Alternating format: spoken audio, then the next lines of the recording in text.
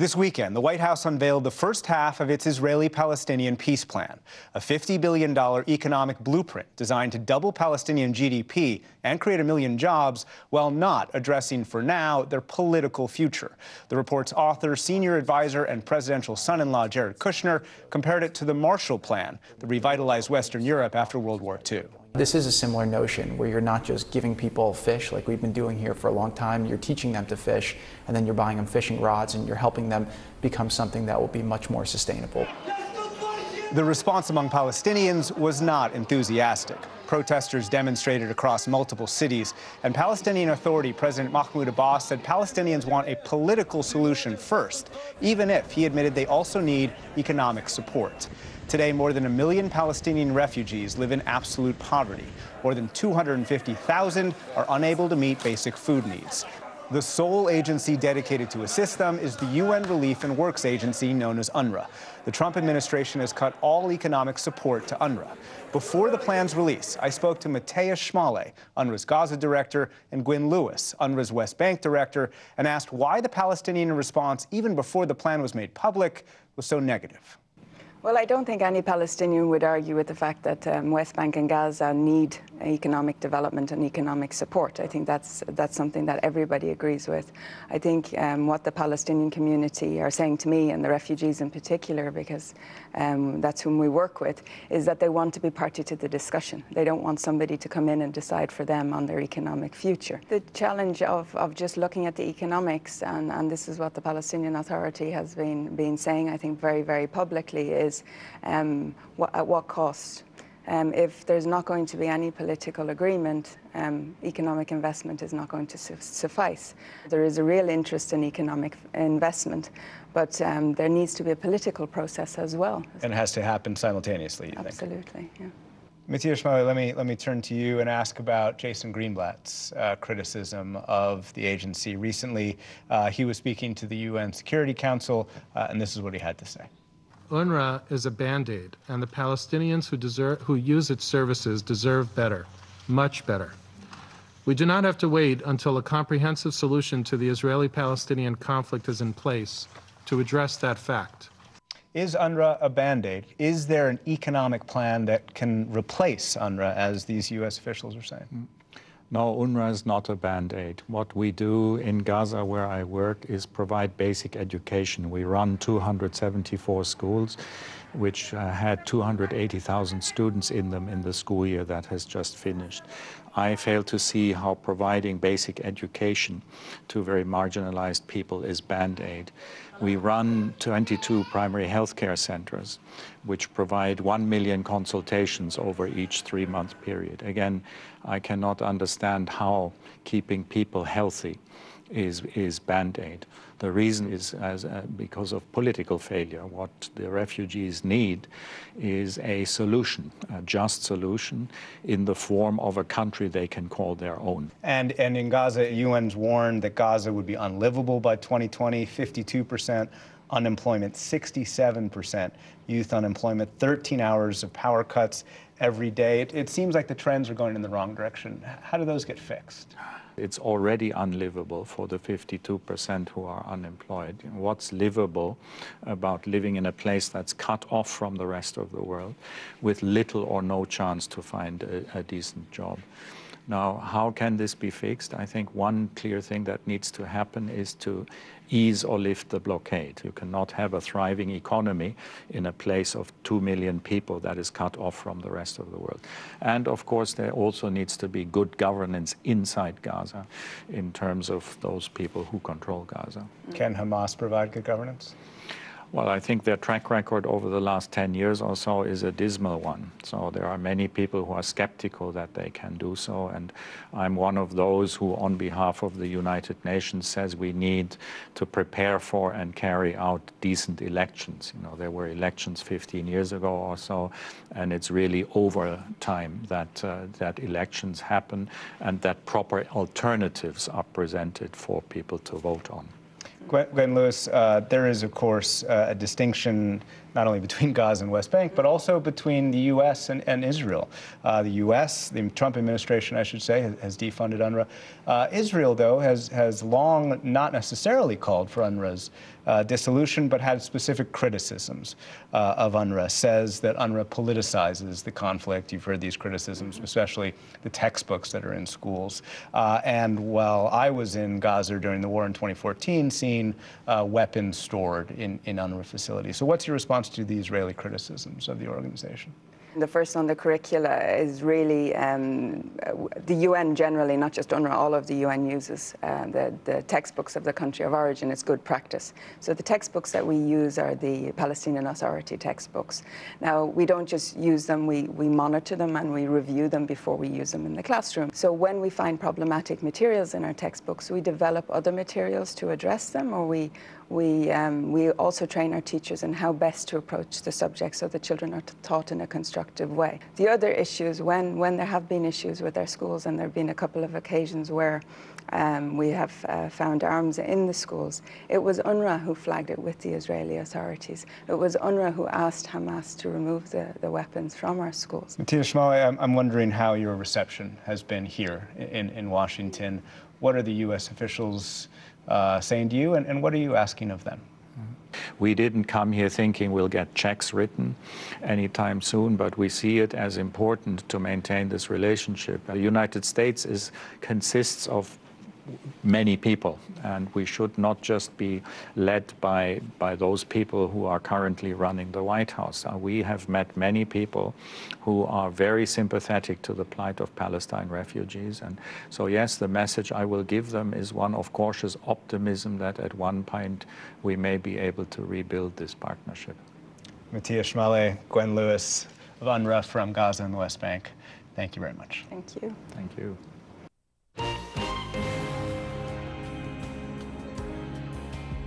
President Trump's son-in-law and senior advisor, Jared Kushner, has revealed the first section of the U.S. Middle East peace plan.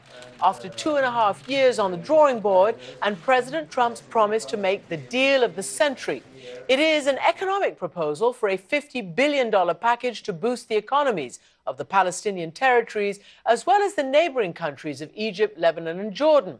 Officials say it is contingent, though, on an Israeli-Palestinian peace agreement. But that part of the Trump plan won't be unveiled for some time, perhaps after the next round of Israeli elections, scheduled for September. Kushner will pitch the plan at a 2-day conference in Bahrain that starts tomorrow, calling for a combination of grants, low-interest loans, and private investments over 10 years, although it remains entirely theoretical, with no guarantees or financial pledges from companies, governments, or international organizations. Neither Israeli nor Palestinian officials will attend the workshop, as it's known, and the Palestinians are rejecting it out of hand. I've been speaking to the Prime Minister of the Palestinian Authority, Mohammed Shtayyeh, who's criticizing the Trump administration's unconventional approach of releasing an economic proposal before a political one. Prime Minister Shtayyeh, welcome to the program. Thank you. Why would you boycott an event that is designed simply to explore, remember it's called a workshop, the opportunity to give billions of dollars, tens of billions of dollars, $50 billion to your people and the Palestinian Authority? The figures are so exaggerated to the extent that we don't believe it. First. Secondly, this economic workshop is totally divorced from any political dimension. The economic problem in Palestine has nothing to do with the economic policy of anybody. The economic problem here, the financial crisis that we are in, it has to do with the Israeli measures that has been imposed on the Palestinian economy on one hand, and the financial war that has been declared by this American administration on the Palestinian people, on the Palestinian Authority, on United Nations work association for the Palestinian refugees. So the issue is really not an economic issue. The Palestinians are hoping for independence, sovereign state, end of occupation. The issue for us is not about economic issues. We have seen this before. Secretary George Shultz was here in 1983. He came to say that solving the Palestinian problem has to do with improving the living conditions of the Palestinian people. This didn't materialize. Then John Kerry stood at the World Economic Forum at the Dead Sea, promising the Palestinians $4 billion. This has never materialized. All the foreign direct investment has been seized simply because, or blocked, simply because international investors have no access to the Palestinian territories in the absence of Palestinian control of borders, of exit points, of entry points, and so on and so forth. So the issue here is not economic problems. The issue here is 100% political. That has to do with the fact that the Palestinian people are living under direct settler colonial regime. That's called the settler colonial regime of the State of Israel. In order for the Palestinians to live in a prosperous situation, we need to be independent. Right. So you're basically saying, if I get you right, that it's no point having the cart before the horse, that promises and ideas of money and investment will not work outside a political framework. Exactly. You are right. In addition to this, the whole exercise that has been there, I mean, the paper that has been presented or will be presented, it's simply a cut and paste issue. We have seen it in USAID documents, we have seen it in the quartet documents, we have seen it here and there. The issue is not really about text issues. This is like a desktop work. This is somebody who is totally divorced from reality. What will be presented has nothing to do with reality, has nothing to do with settlements, has nothing to do with occupation, has nothing to do with the Palestinians not having any access to their land, to their water. Palestinians have no control of their resources. So when we speak about investment and improving living conditions without really tackling the roots and the causes of the problem, I think the whole workshop is totally misleading and it's just simply an intellectual exercise. As I said earlier, the best part of it will be only the coffee break. But here's the thing. The administration in the United States is saying that this is a workshop. It is not a donors conference. And clearly they say, and they've been saying it today, that this is something that could work within the framework of a peace. In other words, they fully understand, they say, that there needs to be a peace process, a peace agreement, a peace settlement, that this is the kind of investment opportunities that would go hand in hand after there is a peace settlement. So they also are saying this won't work in a vacuum. And so I guess my question to you is, why don't you go and see what's on offer? Why don't they why don't they fill the vacuum? Why don't they come up with something that is in harmony with international law? We know what the problem in Palestine is. We have been in this peace process since October 1991, since Madrid peace talks. We have tried everything, this sort of bilateralism, the American mediation, all the problems have been tested. Everybody knows what the problem in Palestine is. The issue is whether there is a serious determination about solving the problem. This workshop is about, is for me a political laundry for settlements and a legitimization of the occupation. Palestinians are not looking for that. The Palestinians, they consider settlements are illegal. The Palestinians, they want to get rid of occupation. And we are ready to engage with any political proposal that has to do with international law, that has to do with ending occupation, that has to do with allowing the Palestinians for once to live in peace, in harmony, in an independent, sovereign Palestinian state. My question to you is, you say that you don't have an economic problem, and yet you yourself have told the New York Times and others that, quote, Palestinian Authority is collapsing financially. You could be bankrupt by July or August. Those are your words, Mr. Prime Minister. You do have an economic problem. How serious will that be? What will it mean? Those who are gathering at Al-Bahrain workshop claiming that they want to help the Palestinians, I don't know how is it possible for anybody to believe that those who are gathering there at Al-Bahrain are there to help us. At the same time, they are the ones who are imposing financial siege on us. We are in difficult situation. It is true. It's simply because our money is blocked somewhere there in Israel. The issue for us, as I said, solving the Palestinian problem or the problem in Palestine, we do have an economic problem. We do have a financial problem. But these are not a result of wrong economic policy by the Palestinians. These are product of the Israeli policies that has to do with lack of access to Area C, with lack of access to international markets, with lack of access of investors to our territory, and so on and so forth. Imagine a situation in which somebody speaks about economic development under occupation where you have no access to land, you have no access to markets, you have no access to water, and you have no access and investors have no access here. So we do recognize the fact that we have a problem. The question is, how do you solve the problem? The problem can easily be solved by ending occupation. I understand what you're saying. I want to play you a little bit of an interview that Jared Kushner, the president's senior advisor and sort of the midwife of this plan, said regarding the difference that he feels in the aspirations of the people versus your aspirations, the leadership aspirations. Just take a listen. If you don't have a proper governance structure and proper security, when people are living in fear of terror, that hurts Palestinians, it hurts Israelis just the same. Do you believe the Palestinian people deserve their own independent sovereign state with a capital in East Jerusalem? There's a difference between the technocrats and there's a difference between the people. The technocrats are focused on very technocratic things, and when I speak to Palestinian people, what they want is they want the opportunity to live a better life. They want the opportunity to pay their mortgage. So you hear Jared Kushner saying that the people, your people, need an opportunity, want an opportunity, and are fed up with the political paralysis. Not just the Israeli occupation, but the paralysis within the Palestinian Authority as well. Well, look, my dear, the Palestinian people, they want bread, they want to live in dignity, and they want to live in an independent Palestinian state. The Palestinian leadership wants the same. Today, every Palestinian is united behind the leadership. Whether the political factions, geography, Gaza, West Bank, Palestinians in the diaspora, Lebanon, in Syria, and Jordan, everywhere.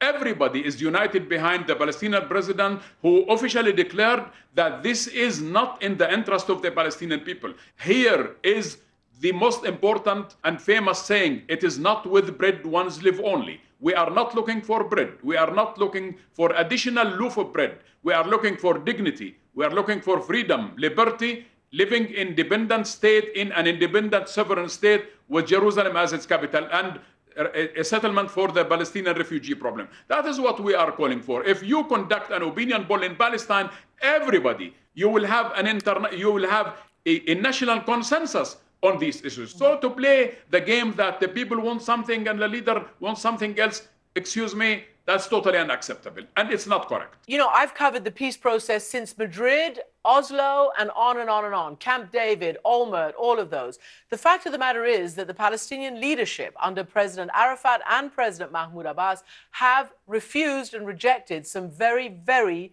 generous proposals, whether it was Camp David with Ehud Barak, whether it was Ehud Olmert when he was prime minister. I know all your reasons, so I'm not going to have you repeat them again, but there were major offers on the table. And now the consensus has changed.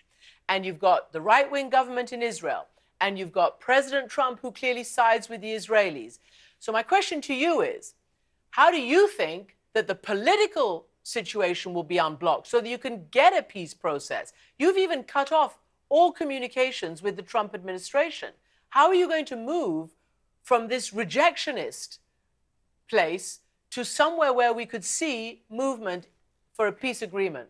You have covered this peace process since Madrid. I was the first Palestinian who landed in Madrid, October 1991, for the Madrid peace talks. I didn't have a gray hair. I was not married. I didn't have children.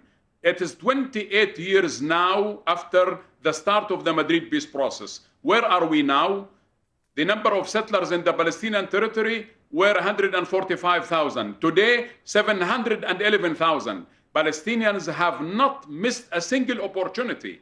I looked at the minutes of the Camp David. I was engaged with President Abbas. I was there with President Arafat. We have not been offered an opportunity. It was all a decoration of things. When it was very serious in Camp David and everybody knew that it is not we who should be blamed for it, read Rob Malley, ask Madeleine Albright who to be blamed. The issue is not about history, about blame. And now the Americans, they want to put us in a blame game. We are in principle rejecting what is happening in Al-Bahrain. We are in principle rejecting the move of the embassy from Tel Aviv to Jerusalem. We are in principle rejecting that Jerusalem is the united capital for the Jewish people. Jerusalem is an occupied territory. So therefore, if the Palestinians ever missed an opportunity, somebody has to tell us where is the opportunity. We need one single opportunity that has to do with ending occupation. Full stop. I hear you loud and clear, Mr. Prime Minister.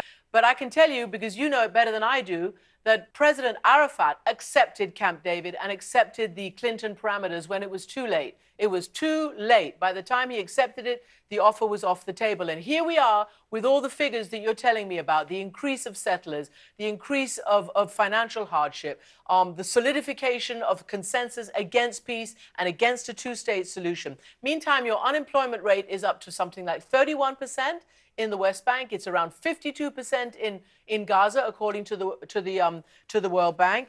And, you know, you may have I just want to know what you say to somebody like Jason Greenblatt, who's the special representative, saying it would be a mistake for you not to join us. They've nothing to lose and much to gain. And then he says, the Palestinian leadership portrays participation in the workshop as treasonous. That is preposterous. Supporters of this workshop want only the best for the Palestinians and the region.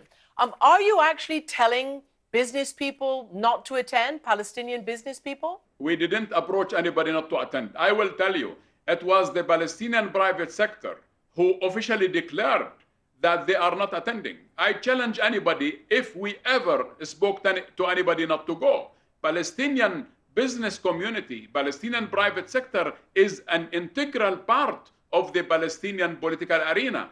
They are not always behind the government.